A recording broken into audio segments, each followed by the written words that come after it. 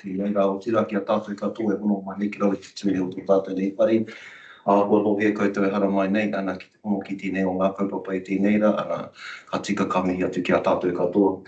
O tira mua a tātou nei kōrero e takotohia i tēnei rā, ana ka tuku te tiro whakamoemiti ki te ronga rawa he mana ki tia ki te ronga ki o tātou nei kōrero o tēnei rā no reira. Whakataka te hau ki te uru, whakataka te hau ki te tonga, kia mākene kine ki uta, kia mātaratara ki tai, e hia ki ana te atakura e tio e ruka he au, a ti hei mūru rā. Kia ora. Kia ora.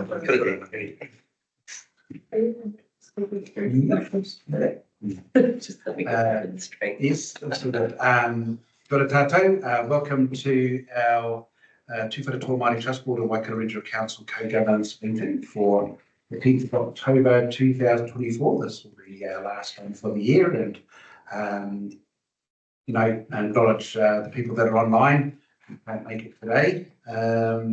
But yes, and just acknowledge the difficult travels for our Waikato Regional Council staff and trustees getting through landslips and everything else. So they've all been identified and reported back to the appropriate organisation. So you know, we've done a good team as well. So and acknowledge Ngahi for opening us up. So your first item is apologies, and I have an apology from Judy Harris, who is stuck in Australia, and appreciate Ngahi's ability to attend our hearing today, make sure we get the quorum.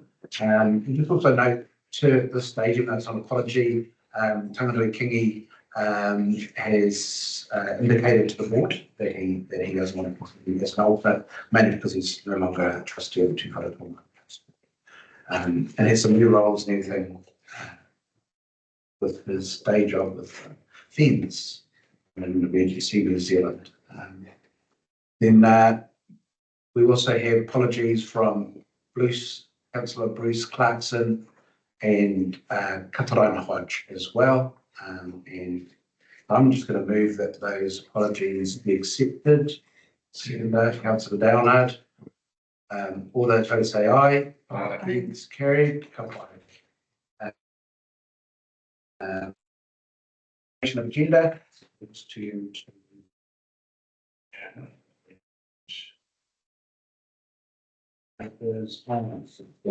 page 16, and obviously we've been involved with that and had the agenda sent out. So you happy to move it? I'll move it. Pamela's going to move it, seconded Ngahi Wall. The agenda of the meeting of the QTBs of 7th of October, is it? On the 7th of October, the secretary to be confirmed as the business of the meeting. The order of items shall be set out in minutes, and that the meeting may sit longer than the 2 hours continuously if required, but that's what it is. The next item is disclosures of interest.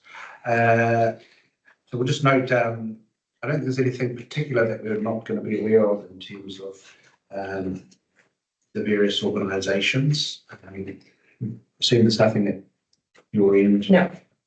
So there's nothing in particular to define.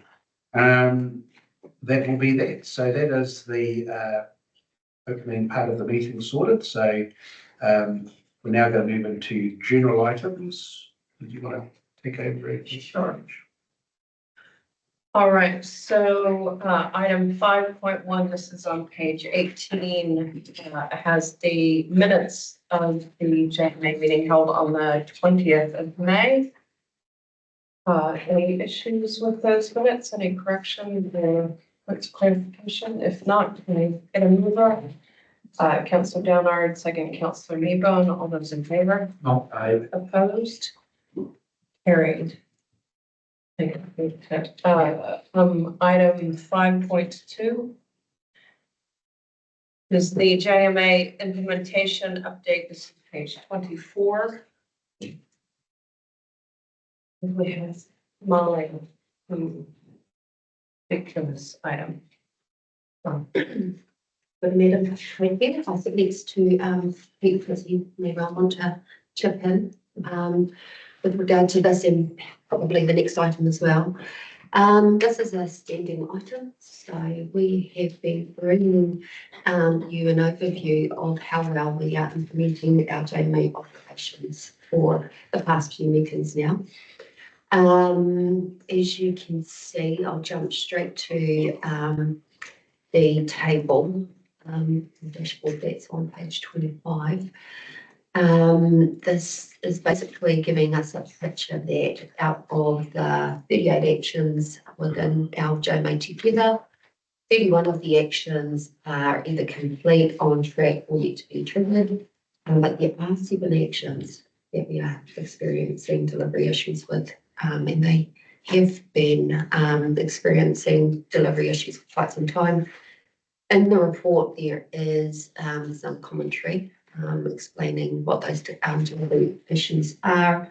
They are varied. For example, the first one that's called out there is about the review of the JMA. We are required to undertake a review every couple of years. We have commenced a review, but it still isn't complete, so that's why that one's flagged as delivery issues. 2 obligations relate to the establishment of a jointly agreed monitoring framework. We haven't undertaken this mahi, but the focus for Tūwharetoa Māori Trust Board and the Council working together has been very much about monitoring through the transfer of functions under Section 33. Obligation to explore decision making over primary planning documents that affect coastal waters. We have initiated a kōrero on this particular obligation. We've identified some potential planning documents that Tūwharetoa Māori Trust Board may be interested in, and this action just really requires us to pick up that document and have a look again at what's on the list and identify those things that we might want to pursue further. We have an overdue obligation involving the development of a schedule of council's statutory and non-statutory documents and adding them as an addendum to the JMA. Again, there has been some initial kōrero on this particular action. We just have not, I guess, finalised that piece of work. Moving on to the next one. Just a quick question. So that schedule of non-statutory and statutory, that's just things that you guys have got a particular interest in rather than, because we've got a imagine Yes, it's a very, very long list.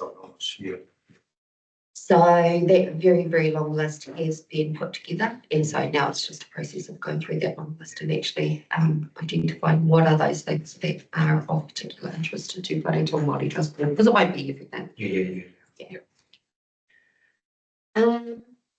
A guideline for consent applicants related to, I guess, things that they should be taken into consideration before lodging the applications.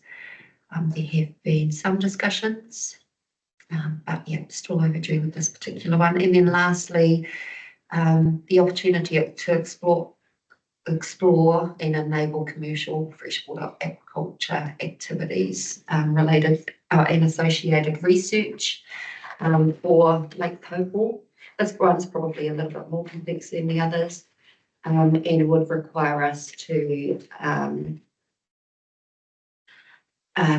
work, I guess, with MPI, because this is their area of authority rather than the regional council. So certainly happy to do what we can do to enable Tūwharetoa Māori Trust Board to advance their aspirations in this area. But very much MPA responsibility. FEI. Yeah, the MPI. Any questions from Ali in terms of section 6B? Just for me, in terms of 6B2, we've in terms of monitoring program, that's the whole wide framework. So if we're talking about impact of nitrates and everything else, that's included in that particular item, or was it just to do with freshwater around the lake or something else? It's I guess associated with the catchment. So and it is work I guess that is currently undertaken by our environmental monitoring team that that doesn't include now the stuff that Tūwharetoa Māori Trust Board is undertaking. So it would be broader than just freshwater quality. Yeah. So it's just to follow on, sorry, Mr. Chairman, on that. So does that include like Mercury does monitoring on the river as well? It's limited to what Waikato Regional Council does in terms of a monitoring program. So yeah, purely the work that is undertaken by Ed Brown and his team, that type of monitoring. I can add to that too, Michael. So there are other areas outside of the water monitoring that we have been invited alongside the operational team, and that looks at invertebrate testing. There's been some EPNA testing, so we've had staff alongside. So whilst it hasn't been locked in terms of ensuring that it's been, I guess, committed to under the JMA, we are working together in a lot of those areas. We're not devoid of doing anything. Likewise with when we talk about MPI, for the Trust Board, it's about setting in place our whole process in terms of, especially around the commercial aspects, which we've been putting in place over the last few years. And then part of that would be around looking at research. So internally we have a process. We just probably need to combine that with how the regional council operate in that space. Yeah. So to be clear, then this particular item in the JMA is more to do with the doing part of monitoring, not so much the the collection of information, rather than the reports and things like that, or is it the whole gambit? It'd be the whole gambit. So we do have data that comes back that we house as well. And I guess it's just painting that bigger picture of what's taking place within the wider context of environment that we all live within. Thinking aloud in terms of like with our Ngā Kaihutu committee for the Upper Waikato, just maybe this is the place where we sort of get a bit of formality in terms of the information that they need in terms of, just, it's not about trying to get more information, but rather just being consistent and clear about what it is they need. And I'm just thinking this might be a good place to have that rather than sort of more ad hoc requests. And I'll just ask another question of Peter, if you're happy, just around, so obviously we were all busy and everything else, you're comfortable with the pace of this week and everything else? Yeah, I'm not concerned with it. I think it's just, we do have a lot of interaction with the regional council on an operational basis.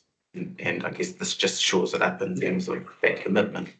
But in terms of getting access, providing support, we don't have any of those bigger concerns. So there's nothing there that I think we had this conversation before, that you might want to try and vary, like, is that still required? I guess, there might be the odd one if we're comfort, even if we don't remove it completely, but just put some to bed. Yeah, well, I think that's where the review will be important. Okay.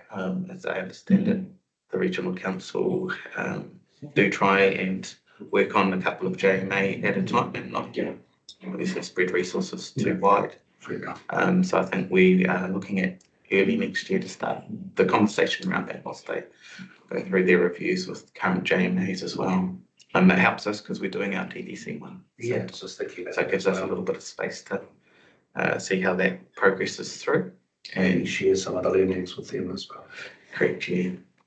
Sorry, Mr. Chairman, just to follow on that, because I had the conversation with Peter before the meeting, but also it came up in Kanapa and George Asher brought this up just about the weed that's in some of the bays. And I think Patrick was online and he said it was, I think, pre-2019, there was a program that was going to, but it became too hard because some of the iwi didn't want the chemicals being sprayed on the iwi. And this is in historic places where fishing was, that was the best fishing in the whole of the lake around there.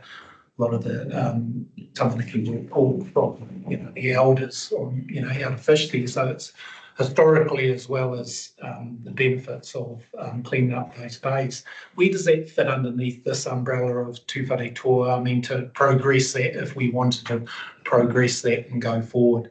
So the board's been doing quite a lot of work over the years in that space, and it is like a bay by bay sort of approach in terms of the hapu that have the connections to those bays. So where there has been agreement, where it's been done, where there is an agreement, we haven't done any work. So I'm not too sure whether George came up with any proposed solutions, and he's obviously identified it. So if we use the example of Waihi in front of there, the hapu there aren't keen on regulating or any sort of those type of approaches, even though we've done other work elsewhere and done a whole lot of work around monitoring the impacts in terms of invertebrates and cultural values and everything else. That's their choice. So certainly we don't want to step on their toes, and certainly the Timatanga sort of sees themselves also in terms of having those direct relationships too with hapu. So I guess unless there's a change in that place, then I don't necessarily see either the trust board's role or this JMA's role in terms of stepping over those desires. But certainly we do enjoy some bays which are fairly clear of such things, and it's been great. Who pays for it when you do have that mutual desire to be covered? Yes, I think in the past there'd been some input through through DIA for a couple of years. I suspect it would be a joint process between regional council, potentially TVC, depending on the relationship at place, and ourselves. Yeah. So in Karakia, they do it down there because it interferes with the rowing, so it's a nuisance. And the regional council did contribute a little bit in the earlier phase, but we stopped contributing because it's just not a priority for us in terms of a pest management issue. So there's also a couple of areas where we have leased out their machine to come in and do some may there. And often that's kind of been gifted to those particular communities. Within the total harbour, it's mostly DIA. And again, it's just purely more around the function of the river mouth and ensuring it's open access for boating versus the trying to control and manage the weed itself or eradication. There's a view too that's not a perfect solution. Like it's like mowing your lawn, going to go back into that as well. Whereas other opportunities like your red loan do have quite a big impact in terms of plants and then coming back in. It still comes back there because they're still doing it every year. It still comes back, but in terms of how quickly and everything else, and also obviously you've got the issues of what you do with all the harvested weed and things, because it is a bit funky smelling. But yeah, so to answer your question, it is a bay by bay type approach. Yeah, and some, like I said, have done work. I think more Chorpa, there's a lot of work done there, whereas we're not as keen. But like I said, we do enjoy like our Whanganui Bay and others, where they're all weed free and long may stay with them. If I can, Mr. Co-Chair, just going back to the 7 items that we're experiencing delivery issues with, I just want to test that the committee is comfortable with the level of prioritization, the level of narrative around why things might not be progressing or the pressure that we might collectively put on if we feel like there's something we'd like to see a greater focus on and greater achievement. I don't know. Just when I read the commentary, it feels a little bit like, yeah, we're having conversations and we're making a little progress. I don't get a real sense of how likely are we to actually close these items out in the timeframe that we have committed to. But maybe others have additional insight. I guess I'm coming from a glass 3/4 full approach in terms of Nice. I like the optimism. that we have achieved. Yeah. Peter advised that in terms of the trust board, the lack of progress on these items isn't interfering with our working with the council. It is just through the normal channels, for want of a better word, as per the necessary work scheme done anyway. I think the suggestion in terms of looking at these particular items through the review of the JMA, I think that's sensible as long as the reviews are in timely fashion. So I use the example of was it V6? So it's got looking at freshwater opportunities in terms of agriculture. The outcome might be that we keep that there, but it doesn't get triggered unless there's actually a desire to do some agricultural work rather than doing a whole lot of work for something that may or may not happen. So those are the sort of that's an easy example of how the review structure might get us to a place where we have items which we vary against triggered by certain things, and there may be opportunities in terms of modifying them. So rather than being fail, one period, we revisit them. Does that make sense? Yeah. I just wanted to make sure that the committee was comfortable as talking about where we're at. The only comment I would make is, I don't know what sort of sure this table was, but if I didn't have the electronic version to zero in, I would have struggled to read that. That was a good idea. We're not comfortable. Right. What if you're comfortable? Maybe Yep. Our resolution. Okay, so moved by Stu. Yeah, Nice. All those in favor? I Opposed? Carried. meeting.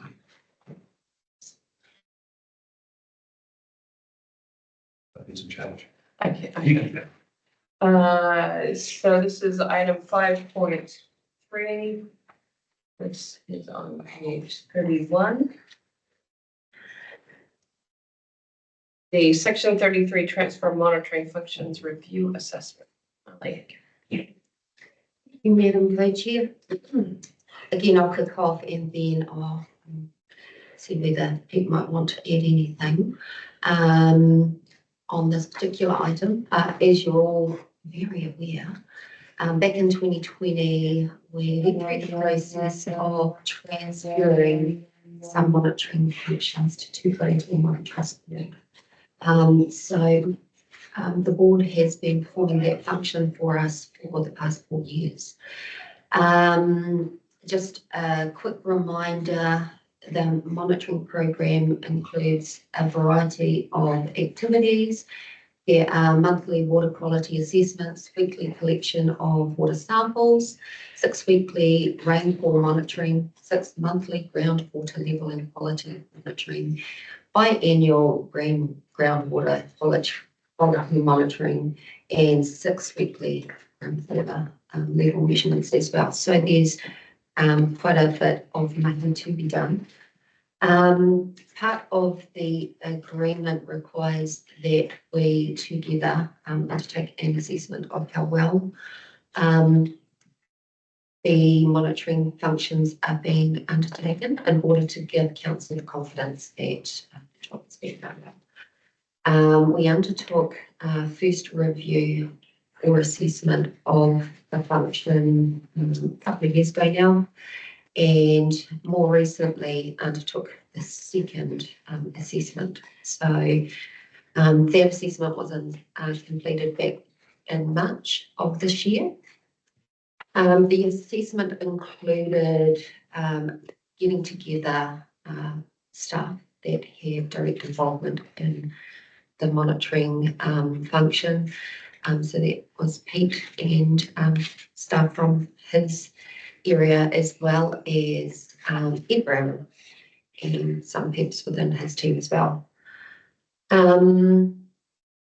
In summary, the entire assessment document is within the agenda for you to dive into if you would want to. But some high level and key observations that have been drawn out from that assessment focus on the relationship building opportunity that this making has given us, essentially enhancing the relationship that we already had in place, but just strengthening, I guess, that relationship, particularly between Pete and Steve.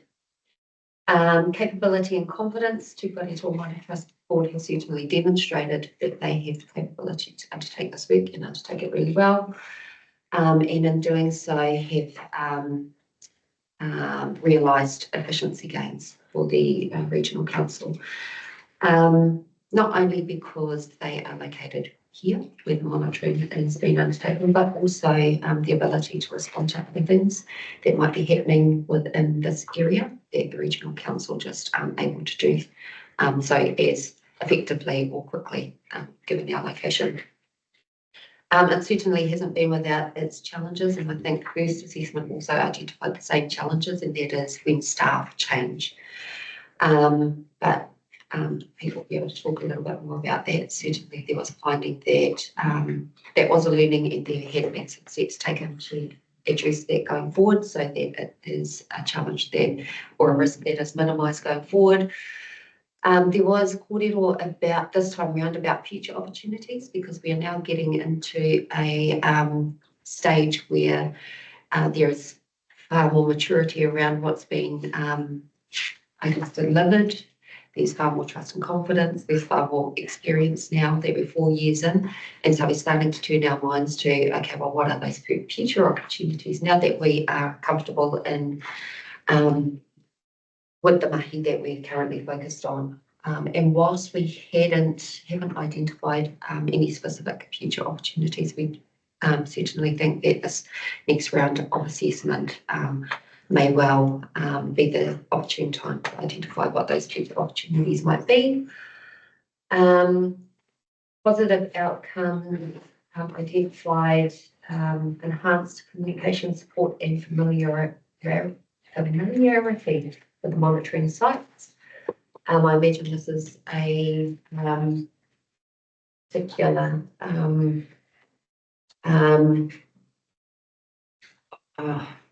a particular positive outcome that has been identified by Pete's firm. Compliance council conditions have been appropriate and there are no significant issues.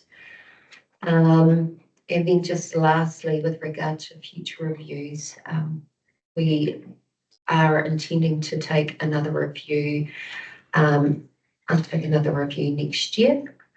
And they've flagged that the review process going forward after the next might be a bit more streamlined, because we certainly found that the assessment has identified that everybody at Tūwharetoa Māori Trust Board are doing a very good job. And so the need to do such a significant assessment, we think, may just not be necessary.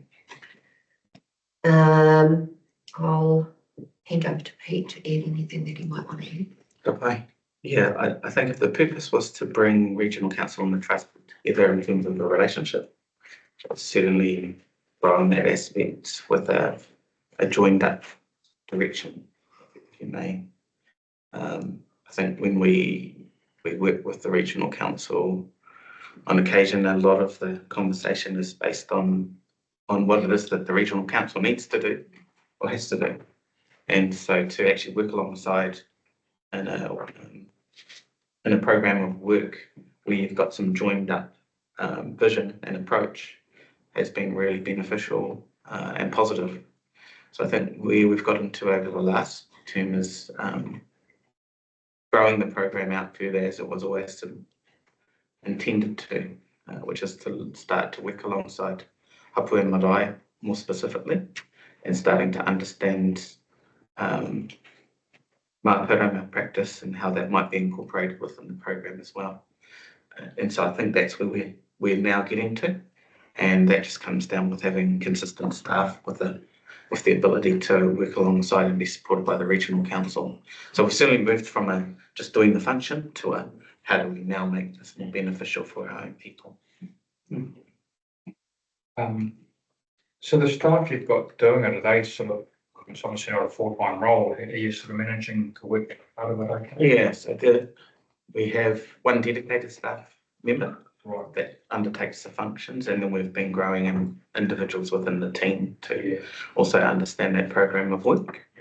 Alongside that, we've had Hapua and Marae representatives both within Tūwharetoa and outside of Tūwharetoa come and participate within the monitoring itself.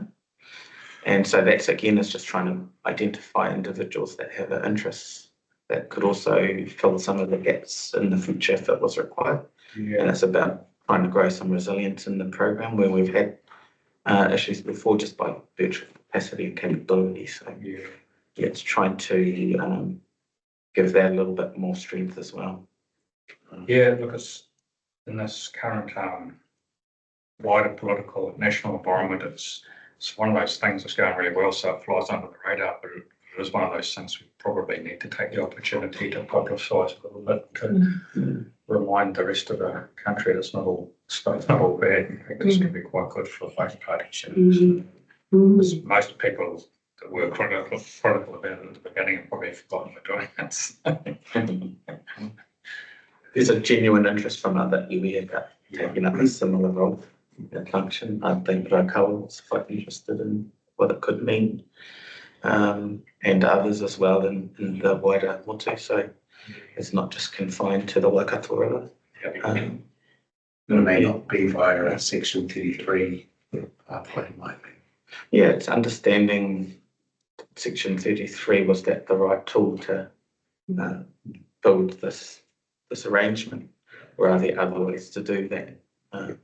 And I guess based on what we understand from those that have been a part of that process, that it was quite challenging. And so if there's other ways to do it but get the same type of result, then that's worth investigating as well. It was the vehicle that was utilised in this instance, and it works. And so, we just got to try and acknowledge that and grow from here. The 62 catchments, how far does that go down from the lake mouth, the river mouth, down the Waikato River?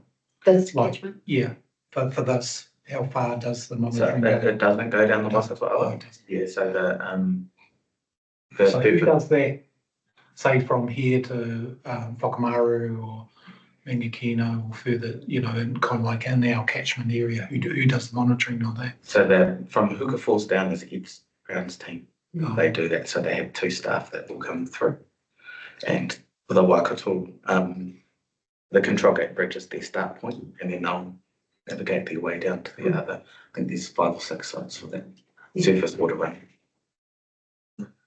So just on there, people, with the data that we're collecting, like over the last 4 years, what are we going to be using it towards? Are we just looking at maintaining water quality, or are we looking for impurities in the water that's been affected by urbanisation or development within?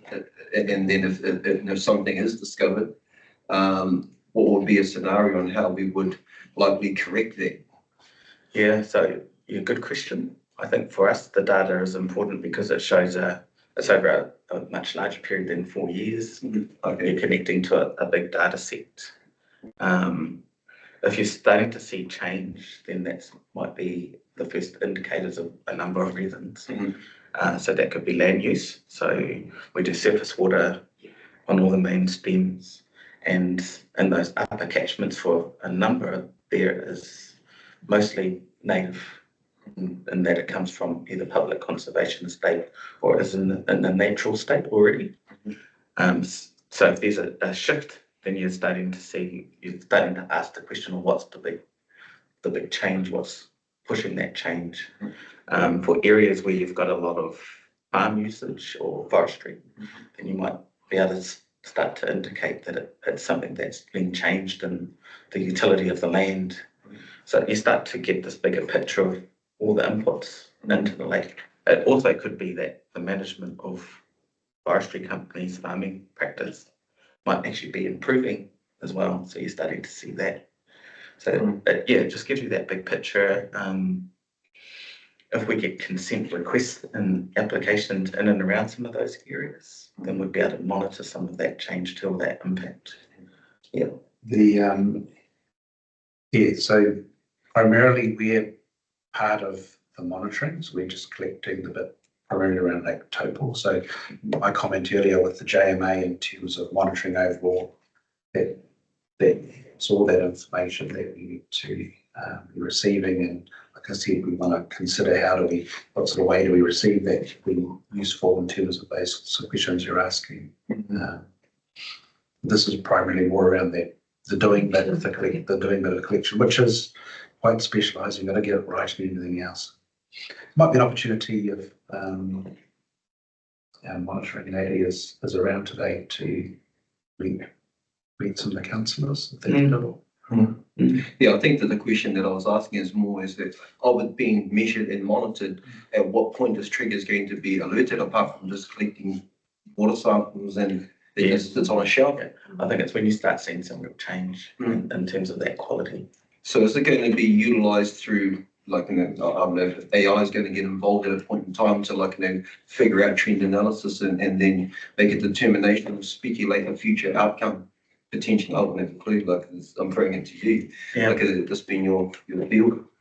Yeah, I think it's what it really comes down to is the ability to make good decisions based on the information that you have. So if you've got a good consistent data set, which regional council have in this particular instance, and you start to see changes in that, then you know there's something happening. So as a organisation, whether that's up with regional council and the trust board, if we have to make an approach, depending on what it is, the situation it is, then you've got better information to draw that decision from versus having nothing. I agree. Yeah. So you'd have well, when I say nothing, you'd have observational change.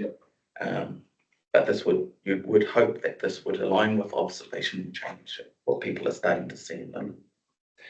Yeah, because I think that before they brought in Duration 5, it was indicated that nitrogen leaching from farming practices around the lake, it's only going to get worse as the majority of that impurity is going to leach into the water.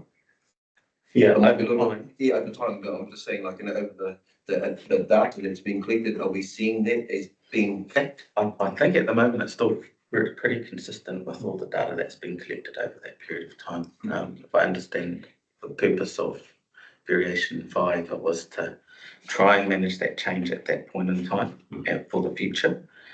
The actual change won't start being reflected for, as I understand it, up to 50 years because you've still got all that activity that's taken place over a period of time that would still, need to come through the system to see a drastic change. So there's some long-term application to all of this. We wouldn't see that significantly now, but you might start seeing a change in other places that are in the opposite as well. Okay. So that could be a part of it, could be all sorts of reasons. Yeah. So I'm assuming that things are likely to be getting worse over the next few years if we were looking at that horizon of 50 years to actually see the true impact. Yeah. So the opportunities that we're discussing is likely to be some forms of mitigation, noting that the worst is still yet to come.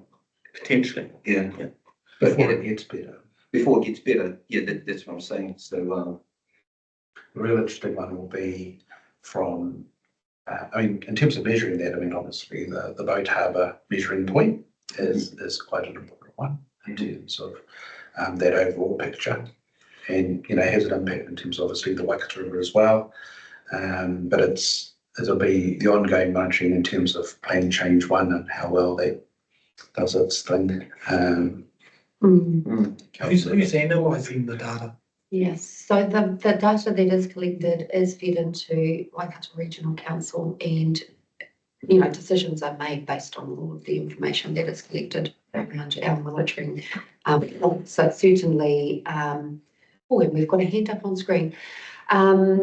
And so we certainly making decisions according to what data is available. There is reporting currently done on Lake Taupo, and it's probably accessible on our website. We could, pull that information, because you haven't really had the visibility of that through any of our recent buoys. So we can certainly take an action to maybe bring something back either at our next meeting, or just circulate it after this meeting. We can certainly do that for you. So you've got a view of,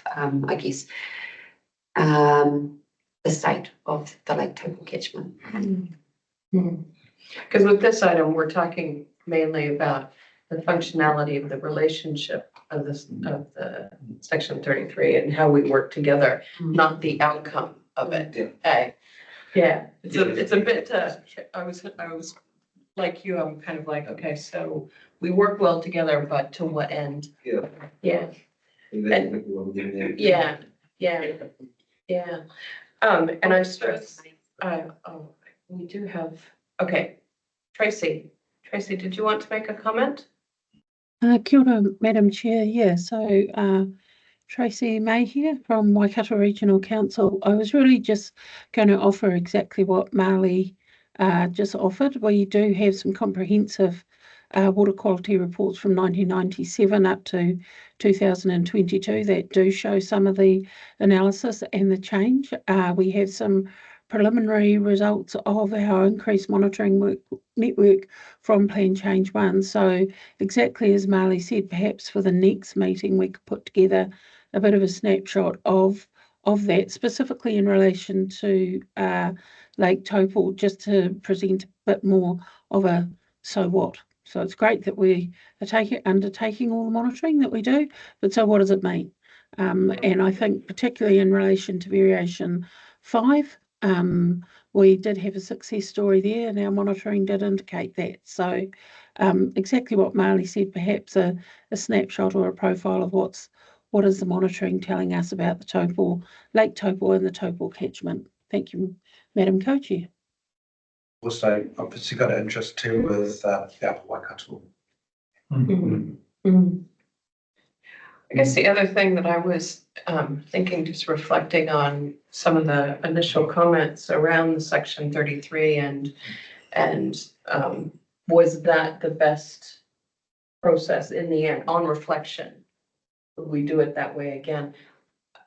I'd be keen for this committee to work through that conversation a little bit, because other people do look to this and go, well, we should do that. And I've heard commentary around that, but if there's some learnings that we have picked up along the way through this, the things that went well and the things that maybe were a little harder than we had expected, or didn't lead to all of the positive outcomes that we were intending, but maybe did and in other areas, is there an item for this committee to kind of reflect and say, what would we recommend if somebody else was undertaking this type of an approach?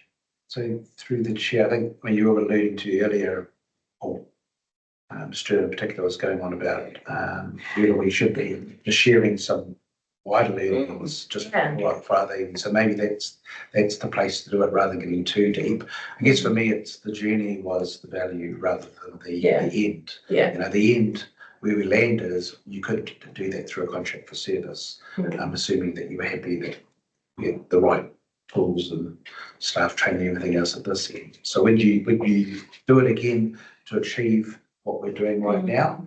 No, but that's not to say there aren't other outcomes you might have in terms of, I mean, obviously At the beginning of this journey, there was a lot of angst at the regional council table in terms of, we wanted to transfer powers to, nitrates and all this sort of type of stuff where, so it wasn't, you need to be, I think the main learning is you need to be quite clear as what is the power or monitoring functions that you want to transfer before you get into the heavy discussions. But I think at a high level, we could probably do some work right now.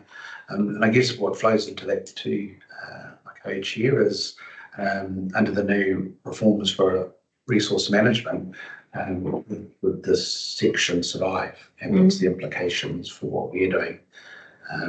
So I do think that the political challenges that the regional council had around its table, mechanism that the RMA was but clunky provided us actually helped us through that process.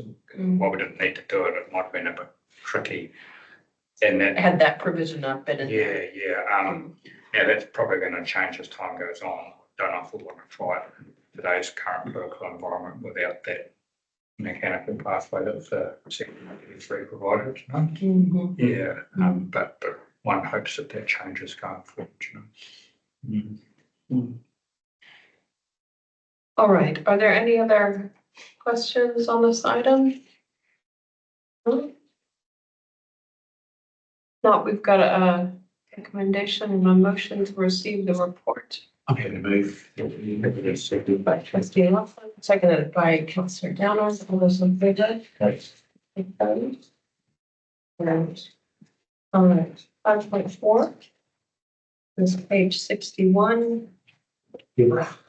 Integrated catchment management review on catchment and wetlands. Tēnei koutou, ko Deborah Nicole Tokoingoa, a zone manager at home. Good morning, Madam Chair, Co-Chair, many members and staff. Thank you very much for having me here today. I'm giving a summary on integrated catchment management activities in the Rohe within Lake Taupo. These include river catchment, biodiversity, and security. So, Kia ora, thank you. I'll ask that the report be received as read, and I have a short PowerPoint presentation to highlight our works from last year. Thank you. So just overview. We'll look at some of the outcomes from last year. Catchment new works, some river management, maintenance, flood protection, biodiversity, and biosecurity. Sharon? Yeah, sharing just It's smaller. it's the presenters one. If you might have to unshare and reshare the big one if you can.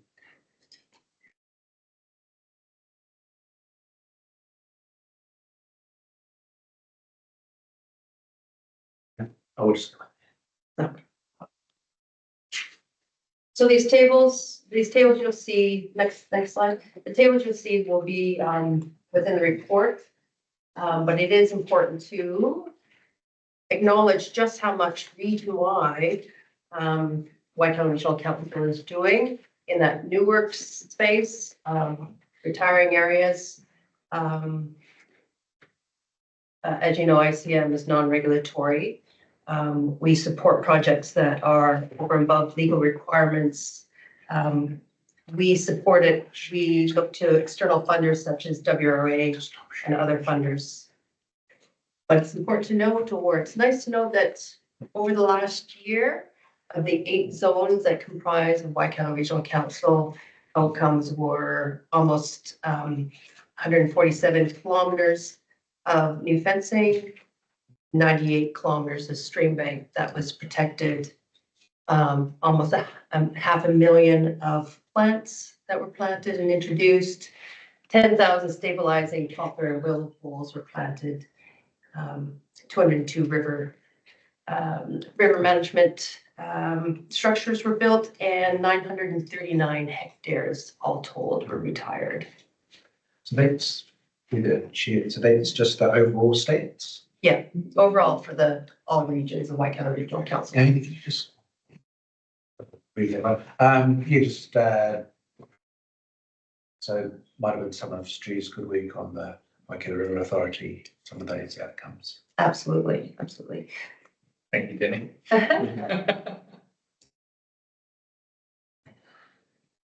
All right, so specific to Lake Taupo and Upper Waikato, in our area, we had and we helped landowner erect 17 kilometers of new fencing, 20 kilometers of stream banks were protected just last year, 54, almost 55,000 plants planted, and 663 poplar poles, 50 river management structures, which was great because this is the first out of 3 years that we finally have a river management officer. So we're starting to get back into that river management space and do some erosion mitigation work, which we'll show you later.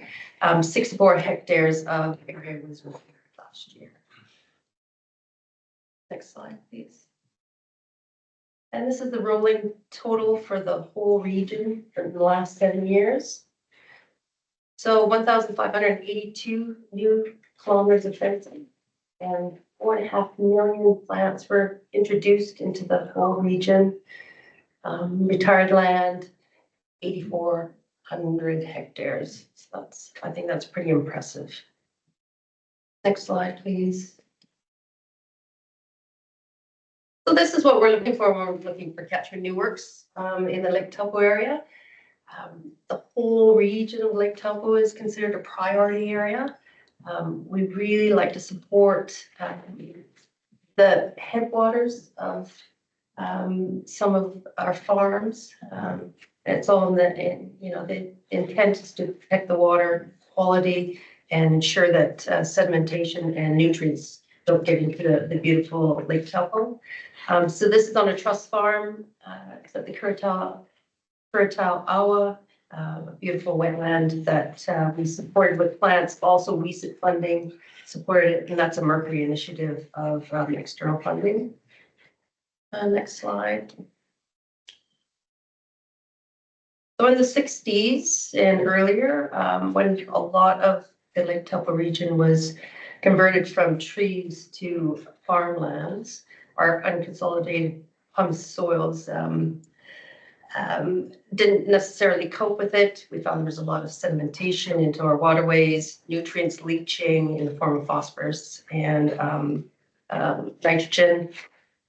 So the Waikato Valley Authority was involved in Lake Taupo Catchment Control Scheme began in 1973, where there was several $1 million offered to landowners to voluntarily retire erosion-prone lands. So those might have been seeps, waterways, eroding slopes. And a lot of the area around Lake Taupo is within trust lands or Maori-owned lands. So over a few years, and it's still in play, money was offered for the initiative of retiring those areas. So all the green on that map are areas known as soil conservation compartments. There's 765 of them within the Lake Taupo Rohi. There was funding provided for 1,000 kilometers of conservation fencing, and over 600 hectares were permanently retired. So in our maintenance program, we offer 50% funding maintenance for vegetation control or reinstatement of fences, because now they're how many years on, they're requiring rebuild. So there is the potential and money available for that kind of maintenance work. We inspect about 10% of all retired areas each year. And from that, we receive data in and then we can provide that information back to landowners of potential works where perhaps there's fences that are down, vegetation that needs to be removed. And we're constantly out there conversing with landowners to maintain the integrity of that scheme. Can I just ask, so considering that most of the land around Lake Taupo is either in trust or iwi, and you put out flyers to farmers just lately, haven't you? Wasn't there a? Yeah, How much is done into those trusts to know that there's these partnerships that could be formed to do this? how much communication? Yeah, Well, we have a dedicated catch management officer that does go out and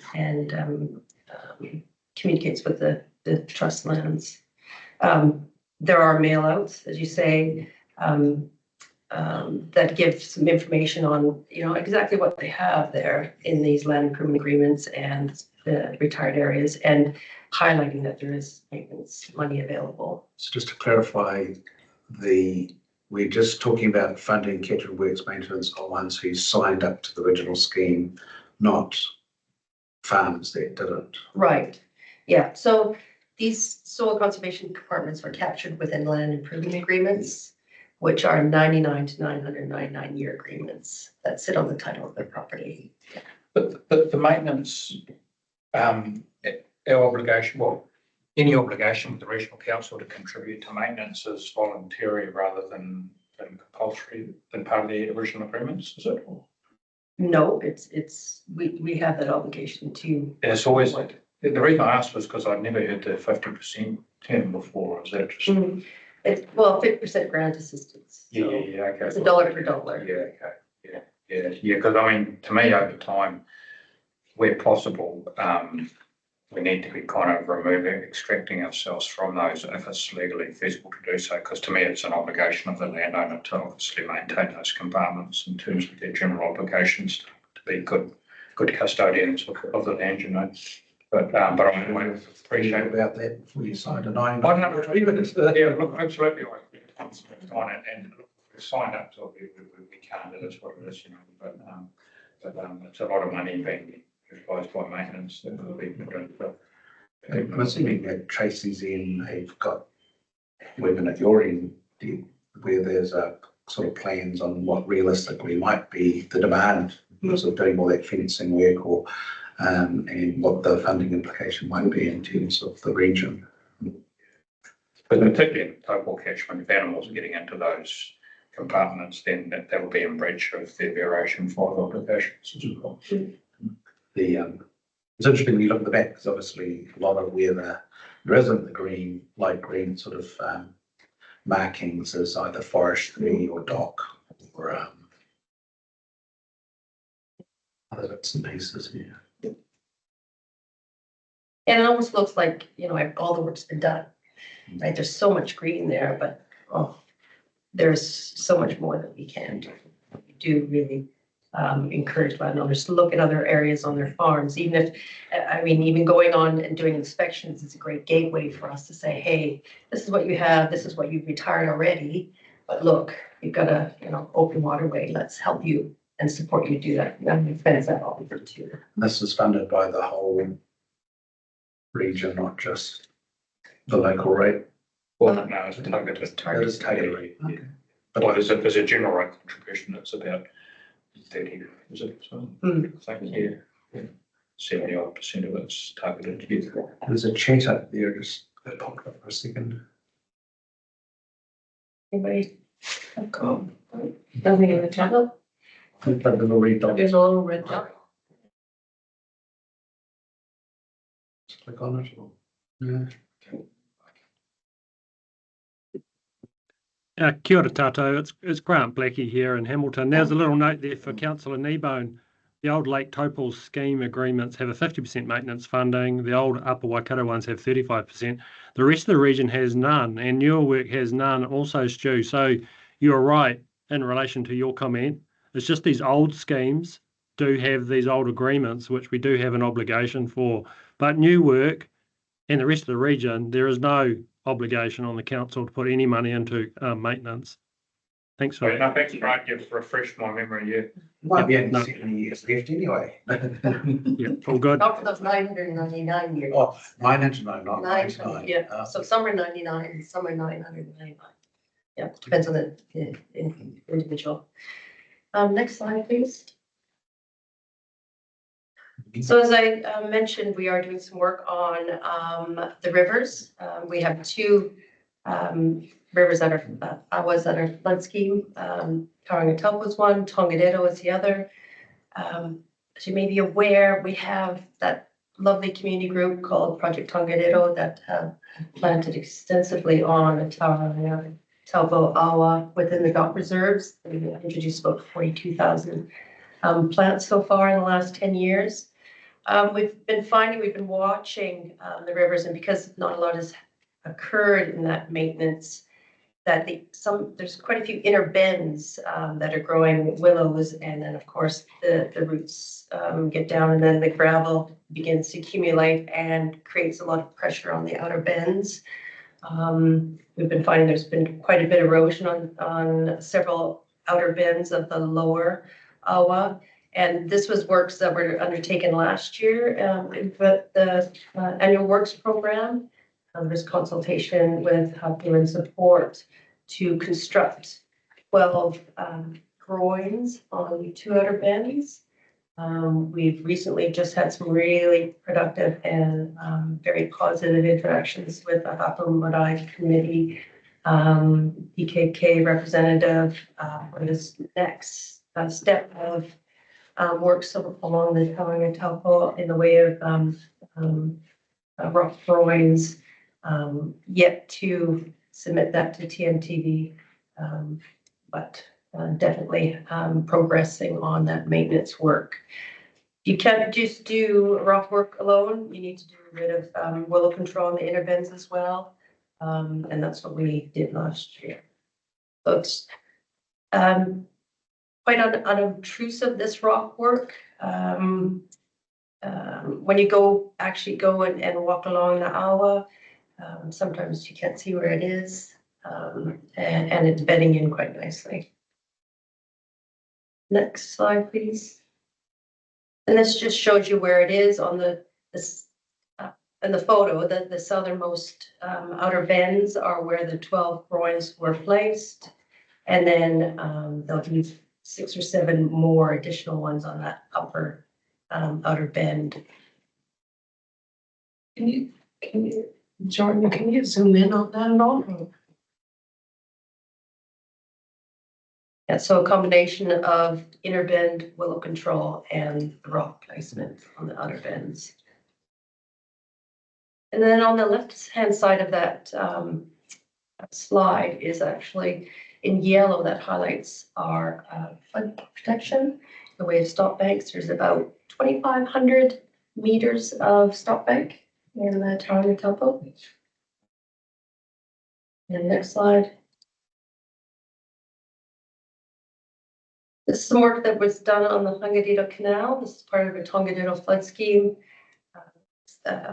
from a year or two previous. Some of those big storm events found that the Tongariro Canal, a lot of bank slumping occurred, which created deviation of the channel. And there was also an access road to the Tō tailings, where we have a drop structure was being undermined, and that's where we're standing, is where there was an access road that was being undermined, becoming quite dangerous. Our erosion mitigation works was done under Section 330 of Emergency Works provisions.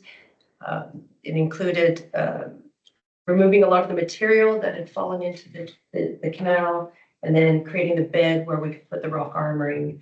You can see there the coconut matting that was, after this photo was taken, grass seed was spread, and also hay mulch was spread to cover the exposed soil. And the next slide. So that green line is actually the Tongariro Canal. Familiar from the very tops of Pihanga. Sediment comes down through the catchment. There's the river that comes through, or the awa that comes through Tongariro or Tarangi itself. That bulbous is actually a sediment trap there, where sediment is captured. And then the tail race, it just extends down to the tail race. So a lot of that erosion control works occurred right before the tail race. And if you can see on the left-hand side, you can barely see it, but Again, that's shows a lot of the stop banks for the Tongariro scheme. Those are in yellow. There's over 5,000 meters of stop bank down in Tūwharetoa. And next slide. We've begun the first of 2 years of flood asset survey programs. This is monitoring that occurs every 5 to 10 years. Last one was in 2016. The survey includes extensive cross-sectional channels, recording of where it's at, overland flow paths, stop banks. It's compared to the 2016 survey work, and then there's modeling that occurs to ensure that the flood schemes are providing the level of service they were designed for. Also, the results will help to direct future works. Should that be gravel extraction or some of the stop banks that need to be topped up. Next slide. Waikato Road and Protection Strategy update. Oh, and work from last year. It was limited to Kuratau rock revetment, more backfilling down in Kuratau. Other than that, we just did a little bit of work at the Fremont boat ramp.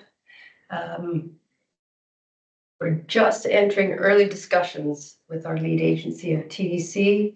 We did have a meeting scheduled for last week that's been postponed. The strategy is from 2009. It needs to be refreshed or it needs to be replaced by either an adaptation plan. Waikato Regional Council supports TDC with 45% towards financial contribution towards their work program. Like I said, we're in early discussions and it is intended to include TMTB and others into discussions. But right now we don't know just anything yet. We're just in early phases. And next slide. So in the biodiversity space, the biodiversity work program has 4 components. Namely priority biodiversity sites they identify, which there's 300 region-wide, coast care, shallow lakes and wetlands, and partnerships. And in our back door, there's one main biodiversity site, which is the Tauranga. Right now, council has supported several thousand plants that have been planted and introduced in the lower half. I know that Green Telco also were involved with some of the plants and introducing plants. They had 2 planting days. This is the Telco crew, and on the top left is Nikki Hughes, also known as Shorty, and I'll just acknowledge her past works over the 12 or 13 years that she was with council. Firstly as a catchment management officer, and then in the biodiversity security space. She's still around, doing a good work and working towards initiatives in that space. And next slide.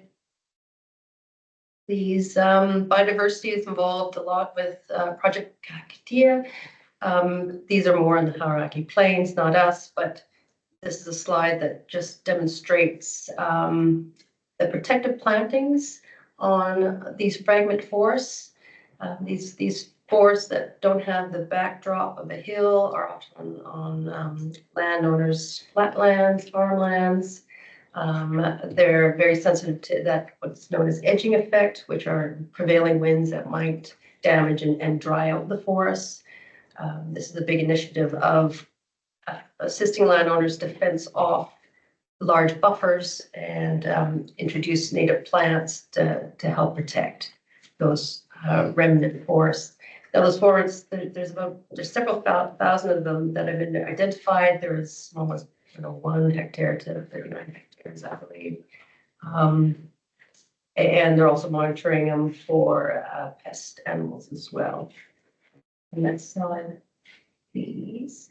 But then in the Lake Taupo Rohe, evergreen buckthorn, which was first found down in Tarangi in 2017, 2018 in a person's hedge. It's on the risk register back in 20, if you go to the next slide, back in 2023, there was 60 to 70 kilograms removed from Tarangi. This past year, there was only 1 kilogram. So it's extremely invasive. It's a Mediterranean tree, and Elia in our office is busy trying to ensure that there's no additional plants that are spreading the seeds. And the next slide, please. So this is a few pictures of us out in the community. We're doing a great deal of work with Green Telco, Project Tūwharetoa. It's really important that we're out there in community partnerships with the Hinamai Catchment care group, a stream care group. We're assisting with funding for willow control. We assist the Tukanu Catchment group with one of their initiatives. We contribute alongside Genesis for willow control down Tukanu stream.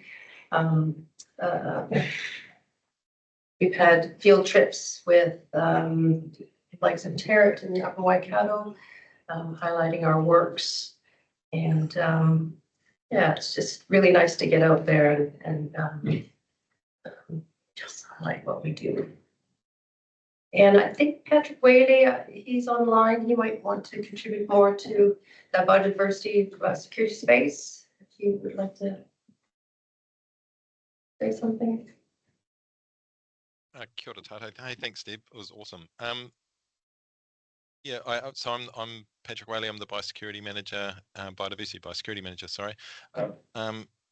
Through the co-chairs, if I can just introduce the biosecurity report that's in the agenda quickly. Is that okay? Sure, go ahead. Yeah, cool. This is the second year of reporting we've had for the biosecurity program against our new regional pest management plan and biosecurity strategy. Tried really hard to I guess present the information in a way that is more obvious if we're winning or not in the programs that we're investing in. So so it's probably quite a different format than you may have seen in the past. Couple of programs that you might find really interesting, and they're on page, I think, 97 of your agenda or 30 of the annual report. Just a couple of examples, the Chilean needlegrass program and the wallaby program, of how important it is that we collaborate not only with our regional colleagues but with the communities as well. Our staff were alerted to a truck heading over towards the region from the Hawke's Bay and it had mud all over it with Chilean needlegrass seeds in it, and we were able to intercept that before it landed at a farm with that horrible pest in. And if you don't know, Chilean needlegrass is a pretty horrible pest plant that gets into predominantly sheep areas, and the seeds can burrow into the skin of sheep and ruin the pelt, as well as really upset the animal. So, and wallabies as well. We work really strongly with Bay of Plenty Regional Council, Department of Conservation, Biosecurity New Zealand, and all the local iwi in the Bay of Plenty to keep them the wallabies out of this area. And you'll see in there that majority of the effort is to try and stop them moving south. So yeah, big collaborative program, and again we've got loads of examples where collaboration is absolutely critical for success. And I think I spoke last time about the gold clam program. So I guess the biggest update that we've got on that is one, while we're trying to build a bit of a longer term program with the right people, we are ramping up our engagement a lot. So we've got a new staff member starting next week. We've got a new role that will be based with Pete, that we're all putting some money in for, that will be based in Taupo. And we've got, there's a role in Karakia, paid for by Security New Zealand, and we've got 4 staff coming on, students coming on this summer. So hopefully people will see fairly soon a massive increase in the amount of engagement we're doing with river users across the whole catchment.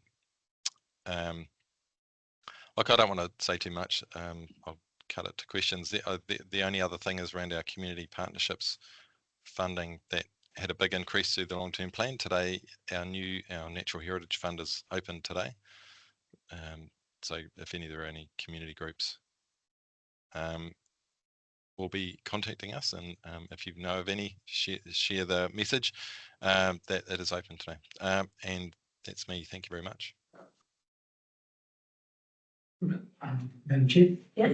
Patrick, hi, just a couple of things. Is there any update on the Aqua Park and what's happening there with the golden things in there? And the other thing, just as you mentioned, the Heritage Fund, I think it's important that we do get the word out this area, that this fund is now available, and it's on through the long-term plan, it's significantly increased. I think it was in the last round only 2 groups that got ticked off applications, so I'd like to see more of it, more groups made aware, if there is any more groups up in the Rohe up this end or upper end of the Waikato River, rather than it all go to Thames Coromandel. So yeah, just those 2 questions. Oh yeah, so the Aqua Park, it's a pretty complex program to, I guess, long-term fill it in, but also make sure that the clams inside it, which are a cubicular species, but it's different from the one that's in the river, are eradicated. So Biosecurity New Zealand is still leading that work. It's progressing well. The site's contained, it's fenced off, and has security around it, so no one can get in or out. And I understand it's just the technical complexity of how they do it. So they've got hydrologists and whatnot to make sure that they get it done permanently, and it doesn't affect the site in terms of erosion or anything like that. So it's progressing, but it is complex and it is taking some time. Thanks. Patrick, just a question on that Chilean needlegrass and that incident that you're referring to. What if we hadn't gotten the heads up?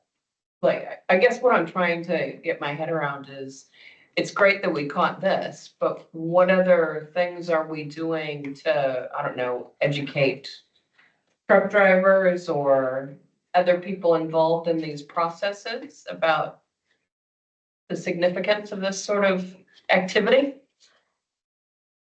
Yeah, absolutely, and it's a great question. I mean, we are looking to move these programs to take a stronger pathway management approach. So working with transport companies, the contracting companies, so that you have a team working on it, not just the council trying to catch things, as anecdotally or whatnot. So we are working with councils, not just for Chilean needlegrass, but for other pests, so that we can kind of manage the pathway. So and doing stakeholder analysis, working out, make sure you know who the pathways are, what the pathways are. So the program is changing, and so we're working at that. Yeah. Great, thanks for that. With climate change and dry summers, are you finding that your summer losses from, in the first year or 2 of planting is higher than other parts of the region in this part of this country? No. I imagine it's going to become sure more extreme events. Yeah. Over trial and error over the years, we've really learned that some plants really are better to plant than others, and we're really focusing on that and paring down areas that are frost hardy plus drought tolerant. So yeah, because even Hamilton, they planted a different part of the year than we did, maybe a month before or after, and we just have to tailor it to our nature. Yeah. Cool. All right. Any further questions for Pat, was there anything else you wanted to continue? No, thank you. All right. to move the report, yeah, that's good. Right, we've got a mover and councillor Kneebone, I'm happy to second it. Yeah. second and trustee Wolf. All those in favour? Aye. Opposed? Carried. Okay, so we now go on to 5.5. This is on page 148 of the agenda. The update on freshwater policy review work program for 2024. Tracy, we've got you online. Tracy. Kia ora, Madam Co-Chair, me again, and kia ora all in the room. I will take the report as read, but I did just want to give an update on where things are going with the freshwater policy review. So I think this is one of the matters that was previously raised in the report that Marley gave in terms of that participation in those Resource Management Planning Act documents back on page 25, 6B3. This is one of the ones that was in the schedule that had previously been circulated to the committee. So earlier in the year, we around June, July, we received letters from each of our 5 river settlement iwi expressing some concern about the lethargy, I guess, to date in the engagement of the freshwater planning process. So, and identifying a couple of matters for concern. One of those being the efficiencies where we were running both the vision and strategy review and the freshwater policy review program in tandem. We did that in response to previous requests to, if we were calling people together to meet, let's make the best of their time. However, what that did was tended to splice 2 projects that had very different purposes. So we were asked to disassociate those projects. So we have done that, and also work through calling together of Te Rōpū-Hautu. So that was a staff group that provided support for our governors going through Plan Change 1. So we've done that. Te Rōpū-Hautu's met twice. Our second meeting was a couple of weeks ago. It was scheduled for the second week in September, but we, as a matter of respect and to give the river iwi the time they needed to support the tangihanga, we rescheduled. And we have another scheduled for the first week in November. So we have a regular cadence to those meetings. One of the first steps that we have undertaken is to get the terms of reference for the staff group, the Te Rōpū-Hautu group, together, and then also recommend on draft terms of reference for any joint co-governance committee that we may wish to form around freshwater. One of the key things that's really important, and it's a really nuts and bolts matter, but it's a learning from Plan Change 1, is to actually tandem up when all our meeting dates are. So when our council meeting dates are, when each of the 5 river settlement iwi trust board meeting dates are, because that provides the cadence to, if we need decisions, how we work those up from Te Rōpū-Hautu, the staff group, up through to our council and to river settlement iwi boards, and then how we combine the 2 and bring them towards to a joint freshwater committee. We also had a conversation with River iwi staff around engagement. We provided some information on the draft engagement program that we'd popped together. There's more detail that sits underneath that we'll be providing, but River Settlement iwi also said, hey, we would be keen to talk about the different forums that exist within the Aotearoa and co-design the engagement to take account of that and the way we engage. That is no different to how we worked in Plan Change 1, where a couple of our river settlement iwi, Raukawa and Waikato Tainui, led their own engagement and brought it back to us. Others, such as Te Arawa and Tūwharetoa at the time, said, well, we don't mind you leading the engagement, but please let let us know when you're coming into Aotearoa and what conversations we can have. There were a couple of conversations around the scope of the review, what's in, what's out, and really just wanting to get a fix on, so where to next? What does the process look like going forward?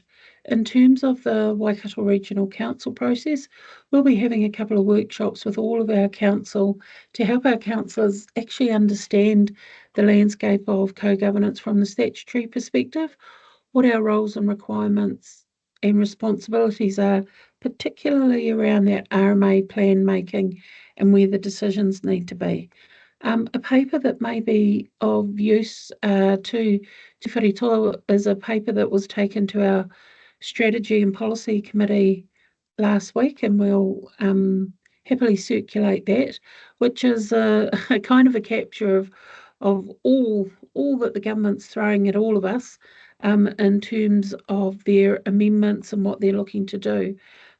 We put that together really to help our councillors try and make sense out of all the everything, and I think it's important to make sure that our Review partners are aware as well. With the fast track applications that came out, and we know there's a couple in the Tūwharetoa, just understanding how and when and where are the bits and pieces that we connect in there. So I guess just really wanted to give the committee the confidence that we do have things in hand. We still have some conversations. We will be workshopping, as I said, with our councillors, and our staff will be working with Tūwharetoa.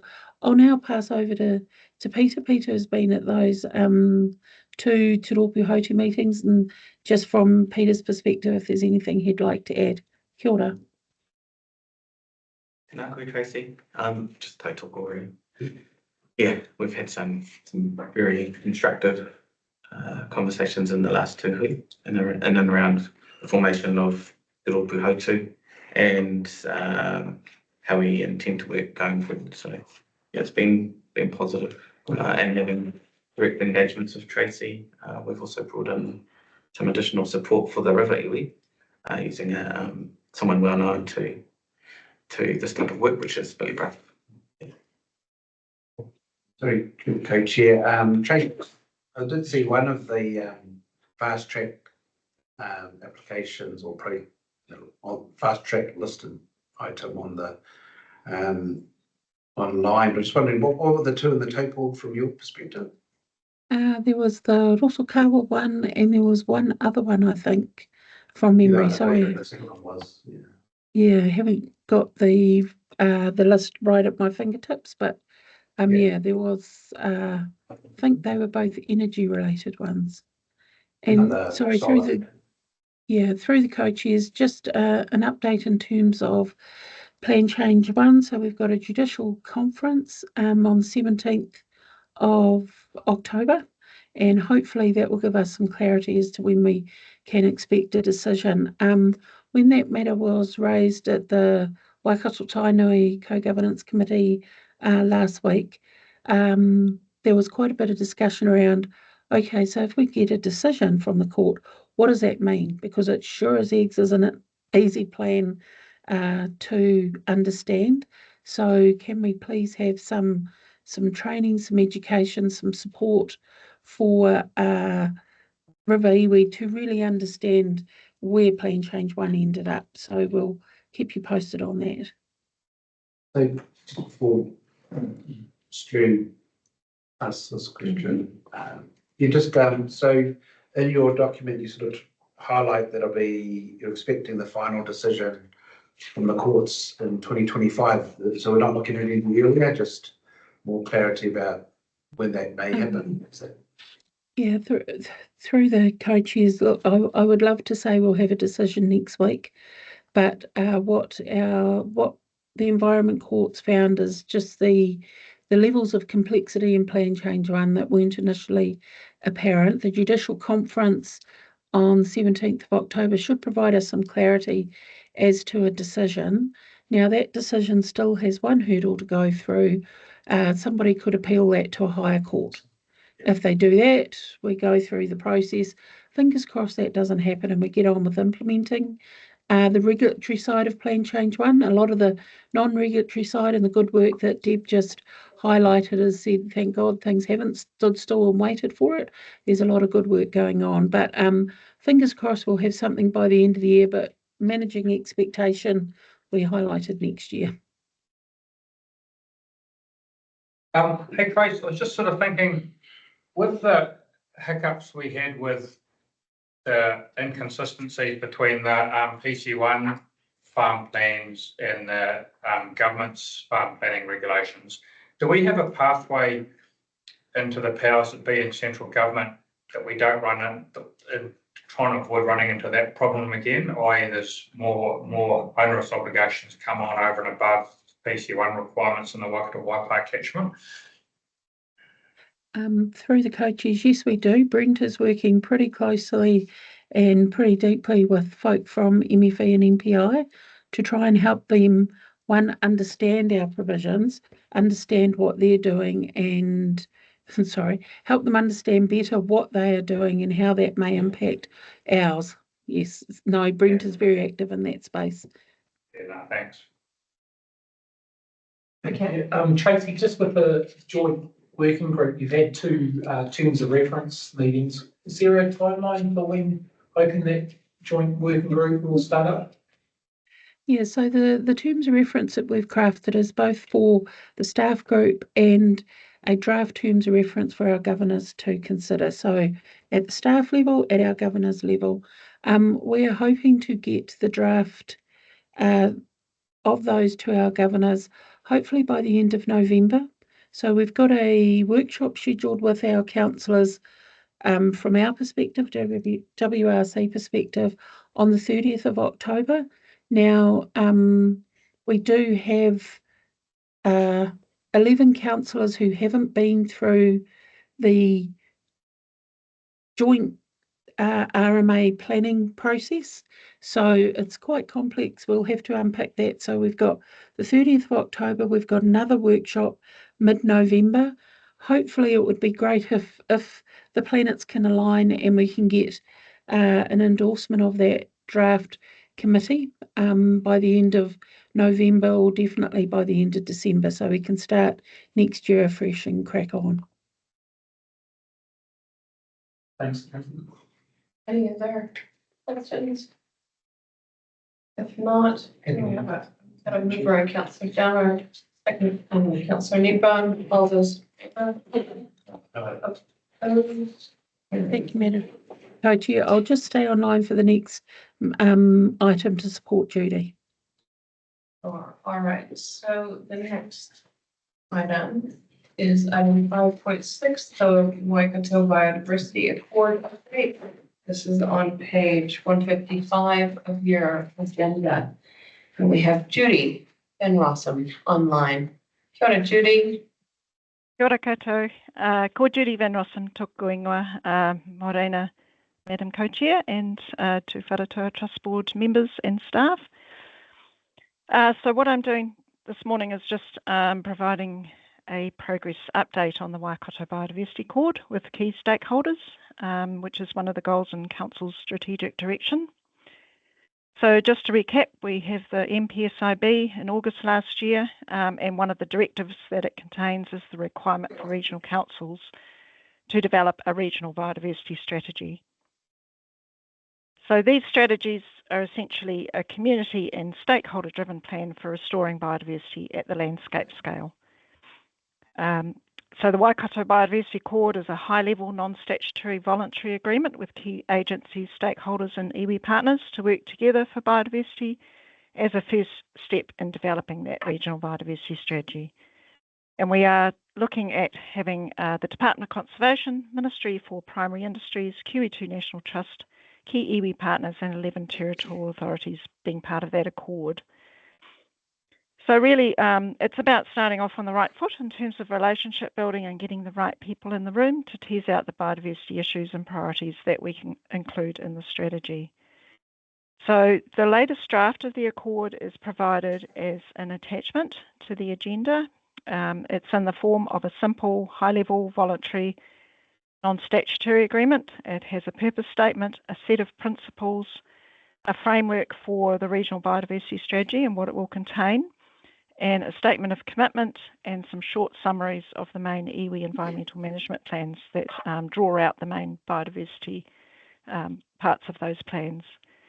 We've also prepared a companion document that's been compiled that provides some context to the Accord, which has been informed by feedback during the engagement process. So the Accord document does look a little bit different to the one presented to this committee at the last co-governance meeting at the end of May. Over the last few months, we have engaged further, particularly with territorial authorities and also iwi partners, and we held wānanga with our hauraki iwi representatives. You probably appreciate it's not an easy task to get agreement on wording with so many different entities, but we consider that we're getting there. We've made a number of changes to incorporate the feedback that has been received during this engagement. So we've fleshed out some of the principles, especially the first one around te tiriti, and provided some context up front relating to tangata whenua, intergenerational guardianship, and kaitiakitanga in respect of biodiversity. The strategy framework also, that includes working together with tangata whenua to enable alternative approaches for Māori land that may include new use and development, and this is in response particularly to the feedback we've received from Tūwharetoa on the Accord to recognise the historical barriers that tangata whenua have faced in occupying and using and developing their land. So the detail of that we will work through as we're developing the strategy. We've also included, as I mentioned before, summaries of the iwi environmental management plans that draw out specific aspirations relating to biodiversity. We tried to do this without going into too much detail, otherwise it would make the Accord a rather long document, but enough to signal these points so that they can be further explored and referred to when developing the regional biodiversity strategy. So it's important to recognise that this Accord is that first step. The strategy process will take a lot longer. There's going to be quite a lot more engagement required for that.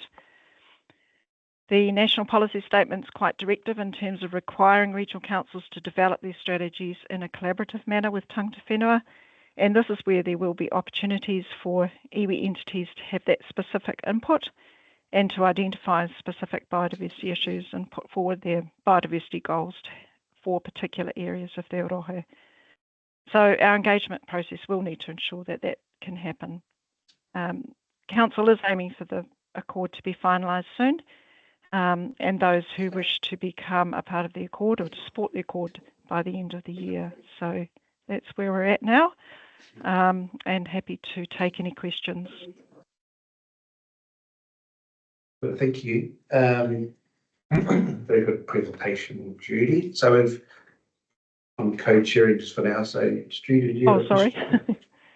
Not really. I guess my questions are where you guys as in Tūwharetoa sitting in terms of how we're going. Yeah, I'm happy to jump in there. Yeah. I think if there's any sort of reticence, it really is around not being creating another layer of bureaucratic layer on behalf of the Tūwharetoa landowners. Yeah. And that's what we want to try and avoid, so we don't understand that it's fully, if there's anything that might be in the future that would lock those landowners into some sort of commitment, then I guess that's our biggest concern really going forward. Yeah, it's recognise, and within the report, Judy has identified what has been presented around significant natural areas. But if there is other restrictions that might be placed on those landowners moving forward based on the fact that a lot of the estates are natural settings that sort of restricts landowners' decision making, then that's really our biggest concern. Okay. Yeah. So does that purpose statement sort of give you comfort that those concerns you've outlined are sort of addressed in terms of it's not legally binding, doesn't restrict any person, and any exercise of power or et cetera, et cetera. I think in terms of this, I mean, part of where we're coming from too is trying to just understand what is the commitment expected from us too. But it sounds to me that the key document is actually the strategy. Yeah. It's all about how we work together towards doing that. It does go, so it's an improvement in terms of addressing some of our issues. So I don't think there's any legal issues, for one better word, in terms of us participating and not participating in it.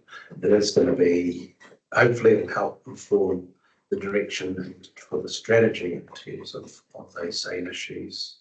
I think part of it too is going to be, is our area of the rohe, the big biodiversity, are we the focus, or are we going to find that actually other areas of the Waikato are probably more impact, have been impacted over time, and maybe part of where we land is going to be that it'll be, lower catchment areas, lower Waikato catchment areas that may be the focus, because there's quite a lot of biodiversity still in our rohe, whether it's Māori land or rock and everything else. Yeah, so we're interested to see how that unfolds. I mean, whether we participate or not participate in terms of the accord, the strategy is going to go ahead anyway because it's a requirement. And certainly, as I've said, we're in a better place in terms of the engagement, in terms of getting the document to where it is. There's, I guess, the reticence, for want of a better word, is just understanding what that commitment is, the resource requirements and everything else, over and above what has to legally happen with you guys anyway. So is the purpose just to help steer the strategy, or is it actually part of the sort of setting the scene in terms of engagement and resourcing and stuff like that? So maybe, Judy, you might want to start in terms of that response. Kapai, thank you. So I might let Tracy jump in after me, but the Accord's really about what you just said. It's about guiding the development of the strategy and bringing people together to tease out some of those really gnarly issues around biodiversity, and significant natural areas is obviously one of those. Hasn't always worked very well in the past, and not just in the Taupo area, but also in other areas of the region as well. So we want to be able to learn from that, and we want to be able to get the right people in the room to discuss those issues and see if there's a way forward that we can work towards that's going to resolve those issues. And I think also we need to recognise that the biodiversity strategy is it's a positive strategy. It's about restoring biodiversity, maximising those opportunities to improve biodiversity with other work that's going on. So, for instance, the catchment management work that you heard about before from Deborah. So, making sure that we're sort of maximising those that work in terms of providing habitats for threatened species and other, flora and fauna. So really sort of making things better than what we have now, really. So that's the focus for the strategy. It's not that sort of locking up land or an attempt to try and identify more significant natural areas or anything like that. So I'll let Tracy jump in. Thanks, Judy. And through the co-chairs, the only thing I would add is I think we've got 1, 2, 3, 4, 5, 6, 7, 8, about 22 odd entities that have responsibilities. So these are public entities that have responsibilities for biodiversity throughout the region. As co-chair Lachlan said, they vary. There are some areas that obviously have quite significant biodiversity challenges, more so than others. I guess for me, the strength of the Accord, and I know when Council supported it and they said to Judy and I, surely it won't take 12 months just to get people to agree to do something. And the Accord is that starting block of, hey, let's have some principles that guide us with our biodiversity management. Let's make sure we're all going in the same way. Having started my RMA career, the year that the RMA came in, if this is the approach that we took in a called a strategy and then identified SNAs, I think we'd be in such a stronger position now. It's almost like we've done it the wrong way as a country. So for me, the Accord sets out those high-level principles. As Co-Chair Lachlan said, it's the strategy where we'll have some of those conversations, but this is the kind of the foundation brickwork that says, okay, we're all going to work together and this is the manner that we're going to work together in. Now, we will carry on working with those who sign up and say, yep, let's go, but others may want to come along as things progress. But it's the strategy. In terms of the commitment and resource requirements, it's really just around engagement at this stage. In terms of any resourcing requirements for additional meetings, additional koha, additional what we're doing, the strategy will be a lot of conversations built on these principles about where we want to go for the region. Now, where we may end up with the strategy is some sub-regional variability, and those are the conversations I'd be really keen to have. Thank you. You might want to comment in terms of, so conceivably the latest version will go to the board and they'll give us consideration. Obviously, some of the other entities will be, or you guys can sign it off first? Is that the plan? Or? I'd like to think we'd be prepared to put our signature on before we ask you guys to do. But yeah, so I'm assuming that's part of the process. Through the coaches, we're just trying to navigate through that process at the moment, who signs first, and what that looks like and how we'll be able to get it around, or whether we can all sign it through a couple of periods, couple of weeks of the year, so we can bring it to a conclusion.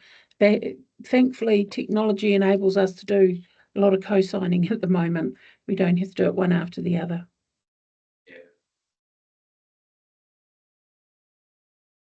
I think in principle, based on the conversation today, it would be important for us to have a voice, especially for our landowners, into that strategy. Yeah, absolutely. Yeah. So we just received the resolution is on page. Oh, it's on the screen. That's all. Just receiving. Just receiving. Yeah. So I'm happy to move that we receive it. Yeah. Okay, to second. Yeah. Great. No. All those in favour? Opposed? Yeah, I suppose that we put this on the agenda mainly just to flesh out any concerns that are coming up through the process that we're taking everybody through, or concerns about where we're heading. So that's mine was mainly the SNAs. I brought up Peter before, and if you're happy with the paragraph that Judy's got in there, that's saying that, you know, the explanation, I suppose you can, when there's more conversation, that can be more ratified out. I'm assuming that nature of this beast is you're not really going to be able to tutor with the document too much. You know, once you guys sign it, it'll be very hard to say, oh, this one wants this, and then we have to re-litigate it.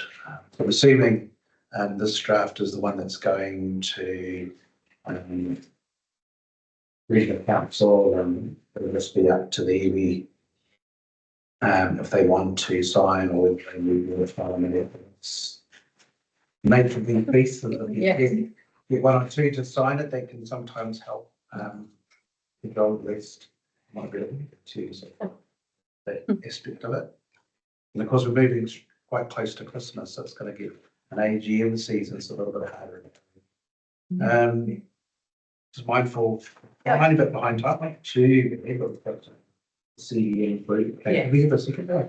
We've already passed that version. So we're on to the next item, 5.7. This is on page 175. So this is the review of the Civil Defense and Emergency Management Group Plan. I think. Maybe not. No, Mark. Kia ora. Tēnā koutou, ko Mark Bang toko ingoa, he Partnership Team Leader ahoa o te Waikato Civil Defence Emergency Management Group Office. Vicky's going to share some slides with you, and thank you for allowing us to come and talk to your hui about our strategic document. So going from biodiversity to emergency management strategies. The review of our strategic document is underway, and we recognise the importance of iwi and Māori to be involved and to influence the development of the objectives for our group strategic emergency management plan. We also recognise that iwi have their own strategic objectives, especially around climate change, and that iwi will respond to emergencies and have done and will continue to respond to emergencies to support the affected people. And I want to acknowledge the Mahiri Rautaki strategic plan in saying that, developed by Tūwharetoa. So really, our question is, how can our objectives align and support each other? So first of all, I'm going to talk about the context of civil defence emergency management for a short time, and then I'm going to hand over to Vicky Cowley. She is our strategic planner and the project leader for the group plan, and she'll discuss the development of the plan. Thanks, Vicky. So our strategy is developed under the national framework context. The Civil Defence Act, pretty old, 2002. The National Civil Defence Emergency Management Plan, which sets out the roles and responsibilities of a variety of government agencies and a few non-government agencies, and deals with the readiness, reduction, response and recovery of civil defence emergency management. And the third document, and one that I think is actually the most, well, probably has the most relevance to what we're doing, is the National Disaster Resilience Strategy, which was approved in 2019. This is an all-of-government strategy, and it's highly aspirational, with a strong focus on wellbeing outcomes. Strategy doesn't have a national roadmap to guide us, unfortunately. So in part of developing the Waikato CDEM group plan, we will work towards delivery through our own plan and to build recognition of the kaupapa Māori and tikanga Māori in resilience, response and recovery. Thanks, Vicky. This is how our CDEM group is structured. There are 16 groups across New Zealand, with the Waikato having the largest number of local authority members. We have 11 members in our group. The two parts of the group on the left-hand side, the Joint Committee is the governance group. That's legislated in the Act, and so too is the coordinating executive group underneath in the grey circle. They're the chief executives or their delegates of the local authority members. They're the two pieces that are required of us, of the Act. As well as that, we have a group emergency management office, which provides support and an umbrella organisation for local delivery through the councils and our many stakeholders, a few of which you can see bulleted there on the right. There are many moving parts to emergency management, and through our group plan, we hope to reflect their aspirations and desires to deliver effective emergency management at the coalface. Thanks, Vicky.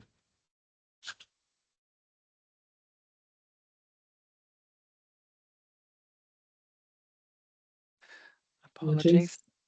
Tēnā koutou, ko Vicky Cowley tōku ingoa, strategic planner at the group office.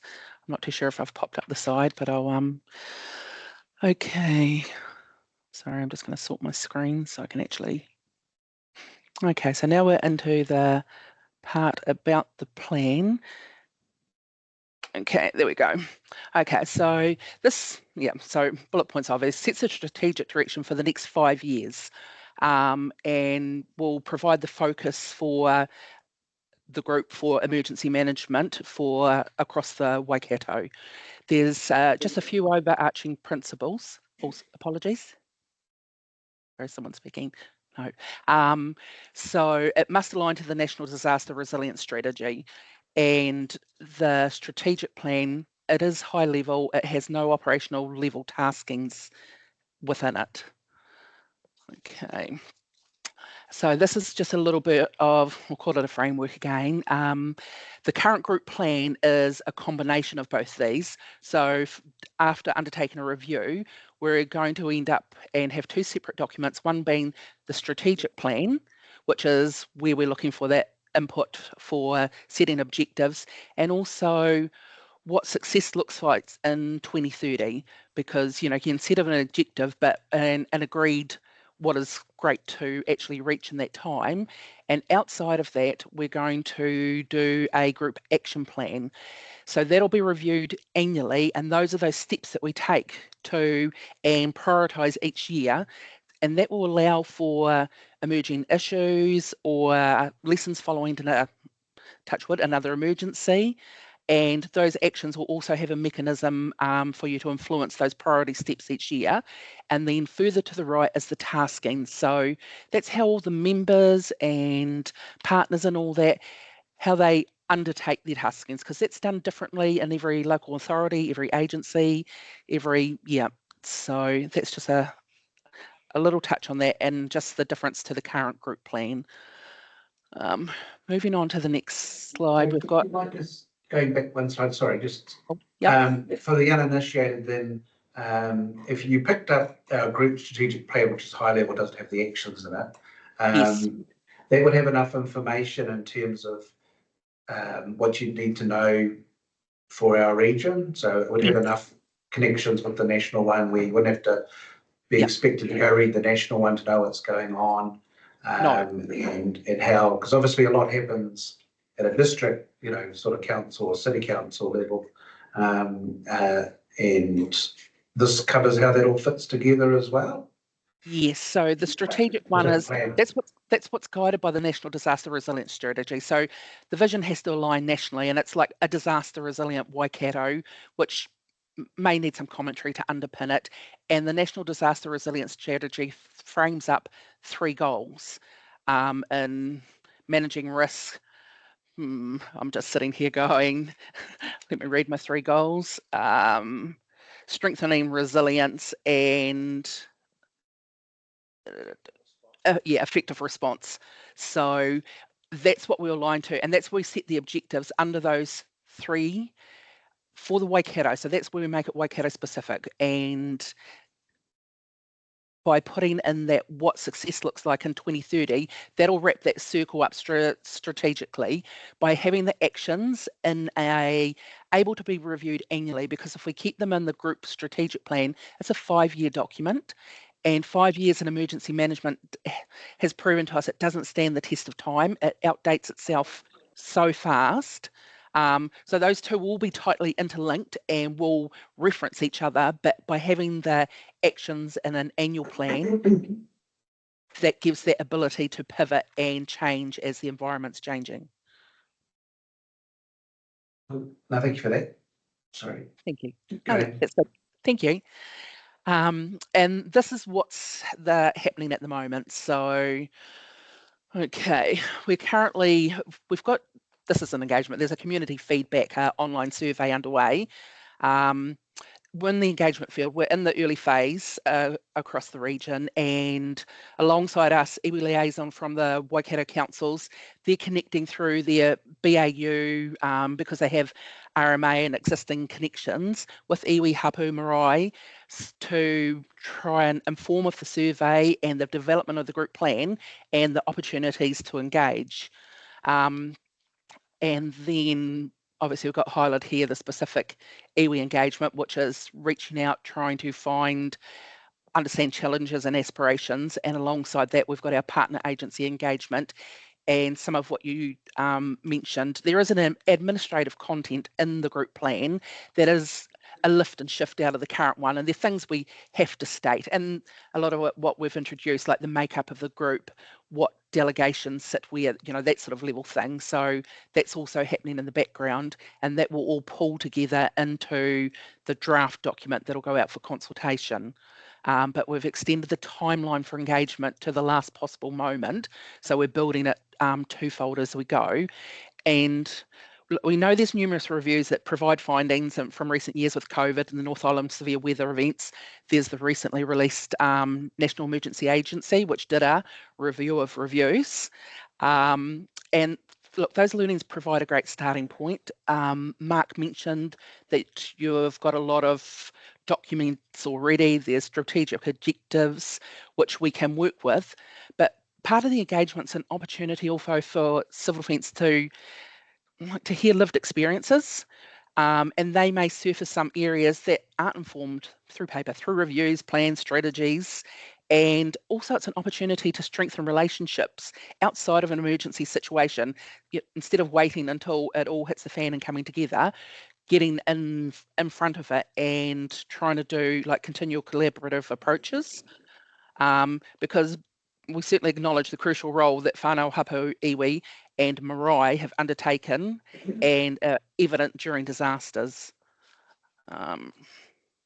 Okay, and just to that effect is in a couple of korero to date, we've had just a bullet point of some things raised, and that highlights areas. Some of them are with regard to training and communication. So there's these things that are starting to tease out that there may be high level objectives, but there was one about requisitioning during an emergency. So there's areas that shows that we need to work together to ensure that that's understanding and empower, that there's no issues with that. So there'll be a copy of the PowerPoint obviously come out with a minute, so I won't spend too much time because I know we're, apologies, running a bit late. And this is the page here. This is the opportunity. So if I just run through a brief of them. So we've got the feedback survey promotion. That survey is much more whānau hapu community targeted, and it's just asking the question to understand what their priorities are, what's important before, during and after an emergency. And those findings will be available, and once that survey is closed, that information will be sent out. And the only breakdown is by local authority area. The other one, what we're looking for is consistent regional emergency management objectives. So support progress in areas, look, there's some great mahi underway and there's areas for improvement, and again, it's about anything outside of that that's surfaced through this engagement, because the delivery end done at those local authorities, we're just trying to pull that step back and go, if we can get that regional consistency so it's great everywhere and tailored to suit how it's wanting to be received. And so it's like also looking for contribution to, once those objectives are set or identified, success for emergency management. So it's not just stopping at the objective. What does that success look like for you in 2030? That gives us the target, and that's that closing that circle with those actions. And also inform how you would like to be involved in prioritizing actions each year, whether through meetings, forums like this, or hapu cluster, or that sort of thing. So if we could get an understanding of that, would be great. There's a couple other areas that are relative to the group strategic plan, but so Mark touched on the coordinating executive group.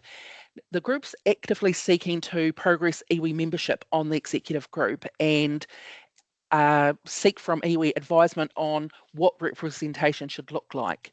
So that's just another point to note. And also, this next group plan doesn't come into effect until October 2025, which is a long time away. So there's the potential, we've got these next 12 months, just because it's not in the group plan, we can sit down and go, what should we be doing right now to meet your priorities and expectations? Again, it's that trying to start to front foot that regional consistency. And I'll just duck to the very last slide. So this is just a chance to socialise. It's not specific to the group plan, but this operational framework was developed during the COVID response and was gifted to the Waikato CDEM group to give us a Te Ao Māori lens when we activate under the Coordinated Incident Management System, which is that it's a national framework used by all the responding agencies whenever there's emergencies. So this was done just to, I've gone one slide too far, just to give us an overview again of what good looks like in the room to ensure that we're meeting expectations, a little bit of guidance.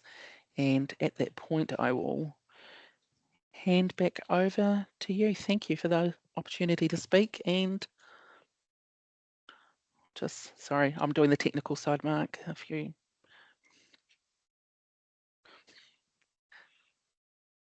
Kia ora, we're just happy to take any questions from the committee.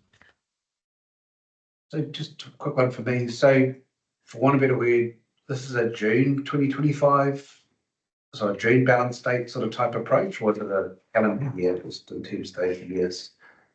I'm assuming it's June to line up with all your other strategies and everything else. Sorry, the audio from the room wasn't entirely clear, sorry. So for want of a better word, it's a June balance date sort of report, aligns with the normal council strategies, or is it a calendar year, or?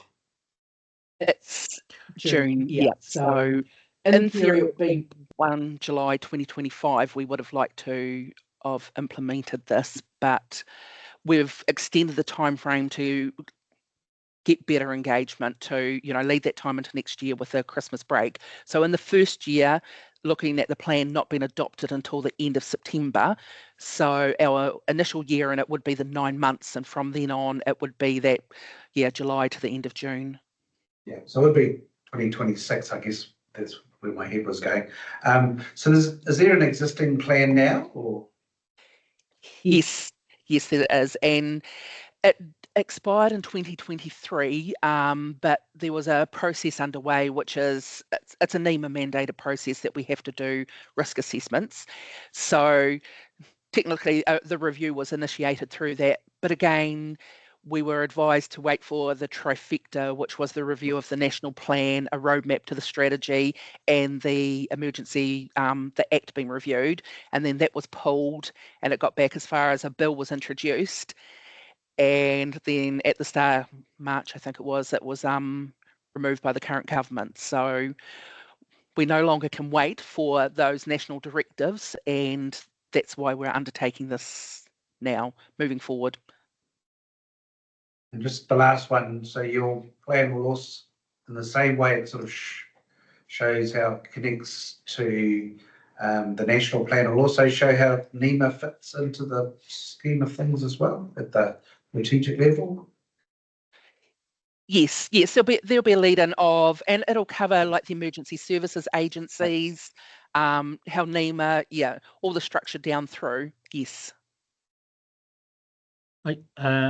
I guess it's worth noting that there are parts of our plan which are more than 10 years old. It has been reviewed, but there are parts here that are pretty past their use by date, and significantly they don't give voice to Māori and iwi aspirations and challenges. That's the missing piece for us, and it's important that we try and capture that to reflect the wants and needs of iwi as much as we possibly can. Bye. And I'm assuming there's a process to formalise Tūwharetoa and Co's opportunity to feed into this process. It's not like it's just the survey. Yeah, Vicky and Mark, can you just expand a bit on you've highlighted the missing piece. How exactly are our iwi partners meant to engage in helping inform what needs to go into addressing that missing piece? What's the process here? Yes, so this is the initial reach in. A lot of it is just initially through discussion. And from that, this is what we're gaining, where you would like us to send information that, like the resources from these meetings, and just we haven't got a formal submission process or anything like that at this point. It's just through that engagement, taking notes, providing information back, so informing back like those bullet points, expanding on them. When we get further to December, we should have a better framework and going, this is what it's looking like, because I realise it's hard when it's at a discussion phase and going, this is the potential of objectives that may align. We will look at all the iwi strategic documents, obviously, because you've all done a lot of work, and pull all that information together. So we're trying to get that alignment across the Waikato, but also recognising the uniqueness of each iwi, that it's, yeah, so there is no formal submission process, but happy to take how you would like me to engage in with you on board, and we can set it up in that way. Yeah, I guess it feels, from my personal perspective, feels a little loose.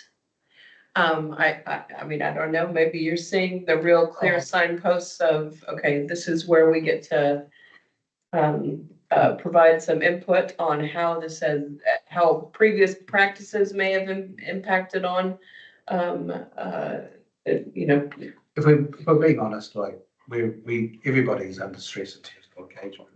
Everything else in our hapu and our marae in particular are still in that space. So, and I know a lot of different groups are generally trying to engage, but it's kind of hard at their end to, you know, to where do I put this on the list of priorities in terms of engagement. Certainly, with Gabrielle, there was some learnings, you know, whether it's, you know, Heti's marae in terms of losing all their power and what happens with, and of course things like COVID, while that's not a disaster in this definition, nonetheless the learnings in terms There's lots of learnings out of it, yeah. So they are there, and certainly we're quite fortunate that from a loss of life point of view, Gabrielle wasn't as big an impact, but in terms of economic loss, in terms of forestry and the ongoing impact in terms of jobs and everything else in that industry, it's still being felt. So there's going to be,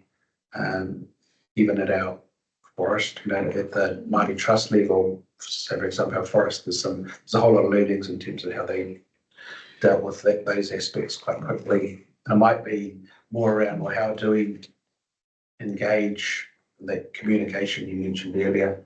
I'm on district council, and for me, it seems like most of the stuff happens at that level rather than at a regional level.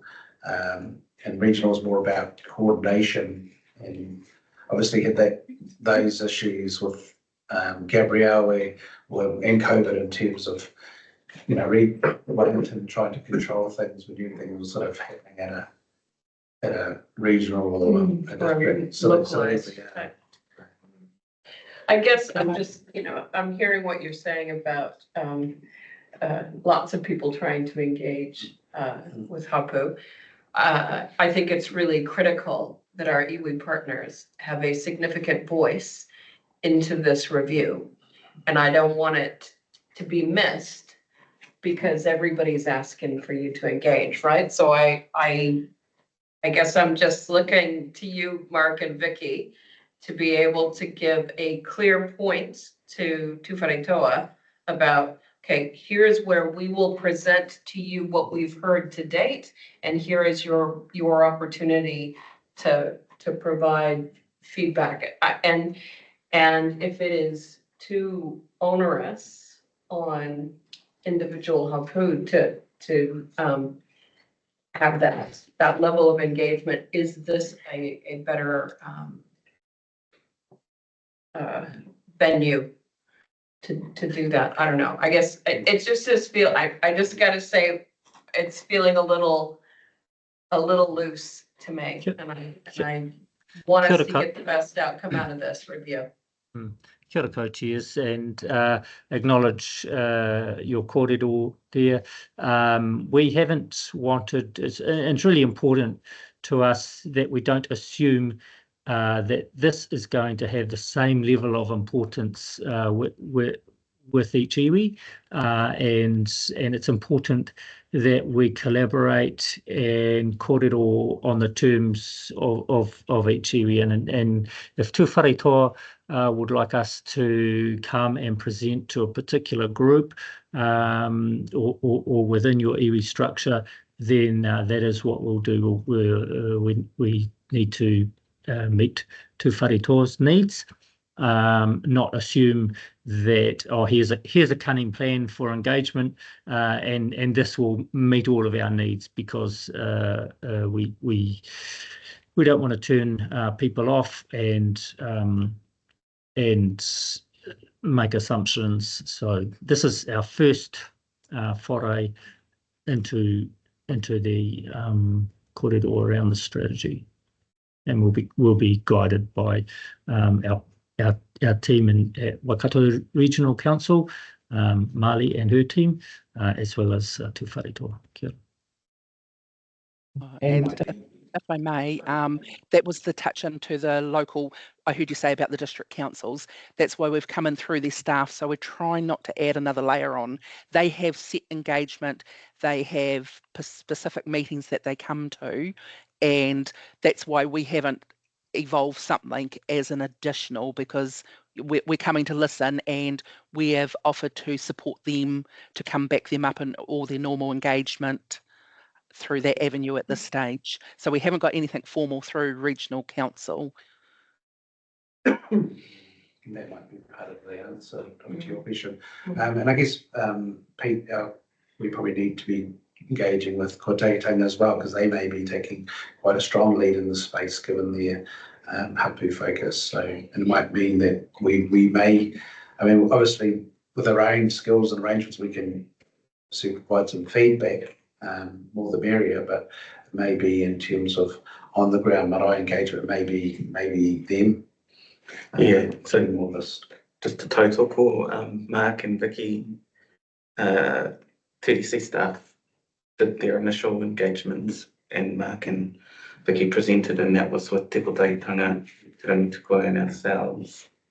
Te Pōtaitanga at that point in time, we're going to use their forums to do that initial engagement, especially because we've been talking, and you'll see it in some of the bullet points that we've already captured around marae participation and hapu participation.